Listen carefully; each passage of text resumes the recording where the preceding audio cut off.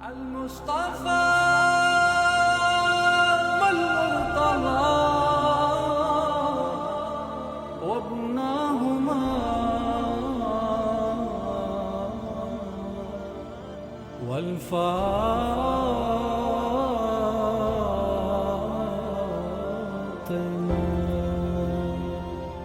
बिस्मिल्लाहिर्रहमानिर्रहीम। नाज़रीन अस्सलाम वालेकुम, मैं हूं आपका मेज़बान ज़ीशान अली। हमारी इस पेशकश में आप सबका इस्तक़बाल है। आज हम बात करेंगे वाक़या मुबाहला, और हम इस वाक़या मुबाहला में ये भी बताएंगे कि वाक़या कब और क्यों पेश आया। तो आइए सबसे पहले हम ये समझें कि मुबाहला कहते किसे हैं। मुबाहला के मानी हैं कि किसी मजहबी अम्र में दो गिरोह एक दूसरे के मुकाबिल में खड़े हो जाएं और दोनों एक दूसरे के लिए बद्दुआ करें। जिसकी भी बद्दुआ कबूल हो जाए वो सच्चा है। सूरह आले इमरान की आयत नंबर 61 के मुताबिक मुबाहले का वाक़या कुछ इस तरह है कि पैगम्बर अकरम सल्लल्लाहु अलैहि वसल्लम ने मदीना मुनव्वरा में इस्लामी हुकूमत कायम करने के चंद साल बाद दीगर ममालिकों के मज़ाहिब सरबराहान के नाम ख़ुतूत लिखे। ईरानी बादशाह खुसरो परवेज़ ने पैगम्बर अकरम सल्लल्लाहु अलैहि वसल्लम के ख़त के साथ तौहीन की कि उसके ज़ेर साया सरज़मीन से एक अरब ने उसे नए दीन की जानिब दावत दी है। इसके साथ ही उन्होंने बाज़ान, जो कि यमन में खुसरो परवेज़ का कठपुतली हाकिम था, उसको ख़त लिखा, जिसमें तहरीर था कि मक्का में नबूवत का दावा करने वाले कुरैशी शख्स को तौबा करने पर मजबूर करे। तौबा न करने की सूरत में उसका सर उसे भेज दे। बाज़ान अपने नुमाइंदों को एक ख़त के साथ मदीना मुनव्वरा भेजता है, जो बाज़ान का ख़त पैगम्बर अकरम सल्लल्लाहु अलैहि वसल्लम की खिदमत में पेश करते हैं। रसूल खुदा सल्लल्लाहु अलैहि वसल्लम फरमाते हैं कि आप लोग आज चले जाएं, मैं कल ख़त का जवाब दूंगा। दूसरे दिन पैगम्बर अकरम सल्लल्लाहु अलैहि वसल्लम ख़त के जवाब में फरमाते हैं कि अपने अमीर बाज़ान को बता दें कि गुज़िश्ता रात मेरे परवरदिगार ने खुसरो पर उसके बेटे शेरोए को मुसल्लत किया है और उसने अपने बाप को कत्ल कर दिया है। बाज़ान के नुमाइंदे जब ये ख़बर उस तक पहुँचाते हैं तो वो हैरान रह जाता है। बाद में जब पैगम्बर अकरम सल्लल्लाहु अलैहि वसल्लम की जानिब से दी जाने वाली ख़बर की तस्दीक हो जाती है तो बाज़ान और यमन में मौजूद ईरानी पैगम्बर की दावत को कबूल करते हैं। एक ख़त पैगम्बर अकरम सल्लल्लाहु अलैहि वसल्लम की जानिब से 9 हिजरी को हिज्जतुल विदा से पहले नजरानों के मसीहियों के लिए भेजा गया। पैगम्बर इस्लाम सल्लल्लाहु अलैहि वसल्लम की जानिब से नजरान के ईसाइयों को भी ख़त भेजकर इस्लाम की दावत दी गई। नजरान के बिशप अबू हारिस आपके ख़त को गौर से पढ़ने के बाद मुख्तलिफ़ इल्मी व मजहबी शख्सियत पर मुश्तमिल एक कमेटी तश्कील देता है। कमेटी गौर व खौस करने के बाद फ़ैसला करती है कि नजरान से एक वफ़द मदीना भेजा जाएगा, जो पैगम्बर अकरम सल्लल्लाहु अलैहि वसल्लम के नबूवत के दलाइल के करीब से जांच पड़ताल करेगा। नजरान का वफ़द पैगम्बर अकरम सल्लल्लाहु अलैहि वसल्लम से गुफ्तगू व मुज़ाकरे के लिए मदीने आता है। जब पैगम्बर अकरम से हज़रत ईसा अलैहिस्सलाम के बारे में सवाल किया जाता है तो आप फरमाते हैं कि वो खुदा की मखलूक और रसूल हैं। खुदावंद ने उसे हज़रत मरियम के बतन में रखा। मैं आप लोगों को तौहीद परस्ती, एक खुदा की इबादत और उसके अहकामात के सामने सर तस्लीम होने की दावत देता हूँ। ईसाई वफ़द जवाब देता है कि अगर इस्लाम का मकसद एक खुदा पर ईमान है तो हम इससे कब्ल ईमान ला चुके हैं और उसके अहकाम की पैरवी कर रहे हैं। पैगम्बर अकरम सल्लल्लाहु अलैहि वसल्लम फरमाते हैं कि इस्लाम की कुछ निशानियाँ हैं। आपके बाज़ आमाल से ज़ाहिर होता है कि आप लोग हकीकी इस्लाम नहीं लाए। एक खुदा की इबादत के दावे करते हो लेकिन सलीब की भी इबादत करते हो, सूअर का गोश्त खाने से परहेज़ नहीं करते और खुदा के लिए औलाद के कायल हो। नजरान का वफ़द कहता है कि क्योंकि हज़रत ईसा अलैहिस्सलाम ने मुर्दों को ज़िंदा किया, बीमारों को शिफा दी और मिट्टी से एक परिंदा बनाया और उसे परवास की ताकत अता की। ये सब आमाल इस बात की दलील है कि हज़रत ईसा खुदा हैं, जबकि उनकी माँ हज़रत मरियम ने किसी के साथ शादी किए बग़ैर उसे पैदा किया। बस या वो खुदा है या फिर खुदा का बेटा है और हम सब तस्लीम के कायल हैं, यानी 3 खुदाओं के कायल हैं, बाप, बेटा और रूहुल कुद्स।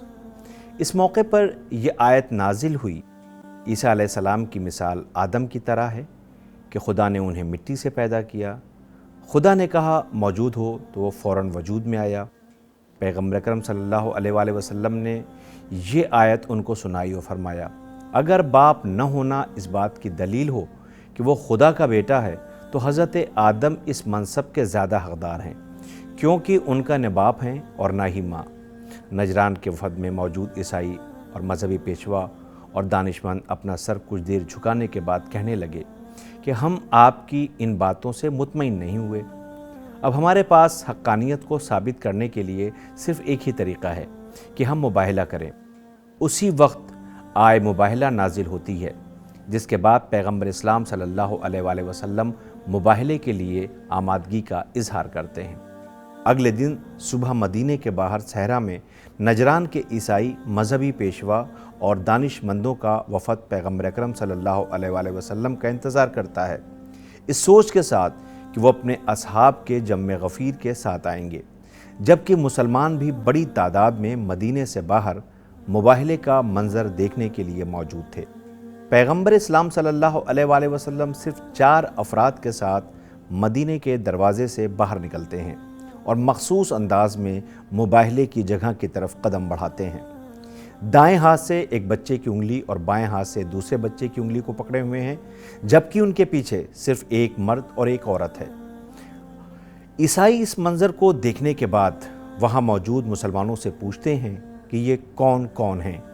انہیں بتایا جاتا ہے کہ یہ پیغمبر کے چچا زاد بھائی، داماد اور ان کے نزدیک لوگوں میں سب سے زیادہ مقبول و پسندیدہ شخص ہیں۔ یہ پیغمبر اکرم صلی اللہ علیہ وآلہ وسلم کی بیٹی حضرت فاطمہ زہرا ہیں، جو پیغمبر کے لیے سب لوگوں سے زیادہ پیاری ہیں، اور یہ 2 بچے علی کے فرزند اور پیغمبر اکرم کے نواسے ہیں۔ پیغمبر اسلام صلی اللہ علیہ وآلہ وسلم نے خدا کے حکم کی بے عین ہی تعمیل کرتے ہوئے جہاں اپنے بیٹوں کو لانے کا حکم ہوا، وہیں امام حسن اور امام حسین کو لائے۔ جہاں اپنی عورتوں کو لانے کا حکم ہوا، وہاں اپنی چہیتی بیٹی حضرت فاطمہ زہرا کو لائے، اور جہاں اپنی جان کو لانے کا حکم ہوا، وہاں حضرت علی علیہ السلام کو لائے۔ یہ منظر دیکھ کر عیسائی پیشوا اور دانشمند کانپنے لگے کہ پیغمبر اسلام صلی اللہ علیہ وآلہ وسلم اپنے بزرگوں اور اصحاب کے بجائے اپنے معصوم بچوں، اکلوتی بیٹی جانشین کے ساتھ مباہلے کے لیے تشریف لائے ہیں، جو اس بات کی دلیل ہے کہ اسے اپنی دعا پر کامل اعتقاد و ایمان ہے۔ پیغمبر اکرم صلی اللہ علیہ وآلہ وسلم مباہلے کی جگہ پہنچنے کے بعد اپنی عبا کو کھولتے ہیں اور 5 افراد عبا کے نیچے آ جاتے ہیں۔ یہ منظر دیکھ کر ابو حارث، جو عیسائی وفد کا سربراہ تھا، کہتا ہے کہ اس وقت مباہلہ کرنا ہمارے لیے مناسب نہیں ہے، امکان ہے کہ خدا کا عذاب ہم پر نازل ہو۔ وہ ایک پتھر کے اوپر کھڑا ہو کر کہتا ہے کہ میں 5 ایسے نورانی چہرے دیکھ رہا ہوں جو دعا کے لیے ہاتھ اٹھائیں تو پہاڑ زمین سے اکھڑ جائے۔ مباہلہ کرنے کی صورت میں ہماری نابودی یقینی ہے، مباہلہ نہ کریں ورنہ ہم سب ہلاک ہو جائیں گے۔ اس کے بعد وہ لرزتے ہاتھوں اور کانپتے پاؤں کے ساتھ پیغمبر اکرم صلی اللہ علیہ وآلہ وسلم کے قریب آنے کے بعد کہتا ہے کہ اے محمد، ہمیں مباہلہ سے معاف کریں، ہمارے ساتھ مصالحت کریں، آپ کی جو بھی شرط ہوگی وہ ہمیں قبول ہے۔ اور مباہلے کا یہ مختصر واقعہ اسلامی تواریخ میں موجود ہے۔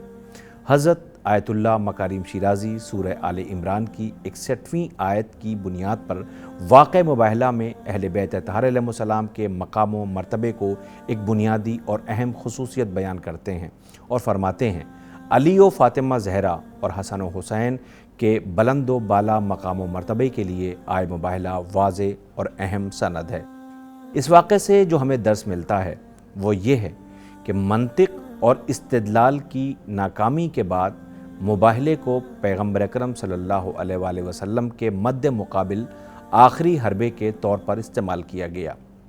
دوسری بات یہ کہ مباہلے کی آیت واضح طور پر نبوت کے مقام اور پیغمبر اکرم صلی اللہ علیہ وآلہ وسلم کے مشن کو ثابت کرتی ہے، کیونکہ جو لوگ مباہلہ کرنے کے لیے حاضر نہیں ہوئے، گویا ان لوگوں نے یقین کر لیا کہ رسول خدا صلی اللہ علیہ وآلہ وسلم اللہ کے رسول ہیں۔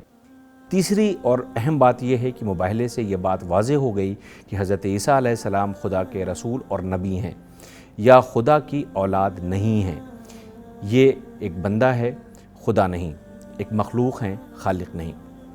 اور عظیم بات چوتھی یہ کہ جب مذہب کی بات آتی ہے تو مرد اور عورت ایک دوسرے کے ساتھ ہیں۔ ابنا، نساء اور انفسنا مباہلے کی آیت اس مسئلے کی طرف اشارہ کرتی ہے۔ پانچویں اہم بات یہ کہ دعا کرنے میں جو چیز اہم ہے وہ کردار ہے، نہ کہ تعداد۔ مباہلے میں پیغمبر اکرم صلی اللہ علیہ وآلہ وسلم کے ساتھ 5 سے زیادہ لوگ نہیں تھے۔ چھٹی بات یہ کہ اس مباہلے سے یہ بات بھی واضح ہو گئی کہ حضرت علی علیہ السلام نفس رسول ثابت ہیں۔ ساتویں اور اہم بات یہ بھی ہے کہ دوسروں کے ساتھ بحث کرنے کا پہلا طریقہ استدلال ہے، یعنی دلیل کے ساتھ ہونا چاہیے۔ ناظرین، آٹھویں بات بھی سن لیجئے کہ ایک سچے مومن کا آخری اسلحہ دعا ہے۔ نویں بات کہ اگر تم ثابت قدم رہو گے تو دشمن اپنے باطل ہونے کی وجہ سے پیچھے ہٹ جائے گا اور تم کامیاب ہو جاؤ گے۔ 10ویں بات بھی اس سلسلے کی کہ اسلام کی مستقل مزاجی اور بنیاد ان 5 افراد کی وجہ سے ہے۔ دوسری صورت میں نبی اکرم صلی اللہ علیہ وآلہ وسلم ذاتی طور پر لعنت کر سکتے تھے اور اپنے خاندان کو اپنے ساتھ نہیں لا سکتے تھے، لیکن اس مباہلے نے ظاہر کیا کہ پیغمبر اکرم صلی اللہ علیہ وآلہ وسلم کے اہل بیت حق تک پہنچنے کے لیے ان کے ساتھ ہیں اور جان قربان کرنے کے لیے اور شہادت کے لیے ہمہ وقت تیار رہتے ہیں۔ تو ناظرین، یہ تھا آپ کی خدمت میں مباہلے کا واقعہ اور اس کی اہم باتیں۔ ہمیں اور ہماری ٹیم کو اجازت دیجیے۔ مبارکباد کے ساتھ ہماری پھر ملاقات ہوگی، تب تک کے لیے خدا حافظ۔